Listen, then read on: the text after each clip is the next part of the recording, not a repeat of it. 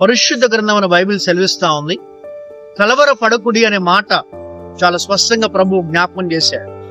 ఈ రోజున చాలా మంది యవనస్తులే కావచ్చు, పెద్దవారే కావచ్చు, చాలా మంది యవనస్తులు ఉద్యోగం లేక, వారి చదువులో రాణించలేక చాలా ఇబ్బందులు పడుతూ, బహుశా నా జీవితం ఇంకా ముందుకు సాగదేమో అనే కలవరంలో బహుశా నీవు ఉన్నావు.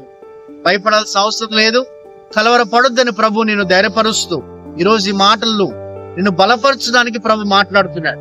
ఒకవేళ ఈ వీడియో చూస్తున్నా పెద్దవారే కావచ్చు, వృద్ధులుగా అయిపోయి పెద్దవారిగా పెద్ద వయసు వచ్చేసి ఆరోగ్యం ఏమాత్రం సహకరించక అనారోగ్యానికి గురై ఒకవేళ మంచం పట్టావేమో, మరొక చిన్న మాట, మంచం మీద ఉన్నా సరే యేసయ్యని ఒక్కసారి నువ్వు కలవరిస్తే, యేసయ్య నా కలవరాలు తొలగించు ప్రభువా అని నువ్వు కలవరించగలిగితే ప్రభు ఖచ్చితంగా నీ పక్షాన్ని నిలబడతాడు, నీ ఆరోగ్యాన్ని బాగు చేస్తాడు.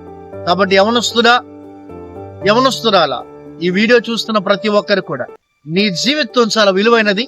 ప్రభు గొప్పగా నీ జీవితాన్ని నిలబెట్టాలని, ఉన్నతమైన శిఖరానికి నిన్ను తీసుకువెళ్ళని ప్రభు ఆశపడుతున్నాడు. నువ్వు చేయాల్సిన పని ఏంటో తెలుసా? ఏసేపైన భారమే, ఏసేపైన ఆధారపడు, ఏసేపైన ఆనుకో. ఖచ్చితంగా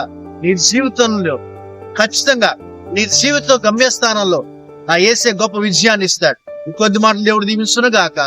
ఆమేన్.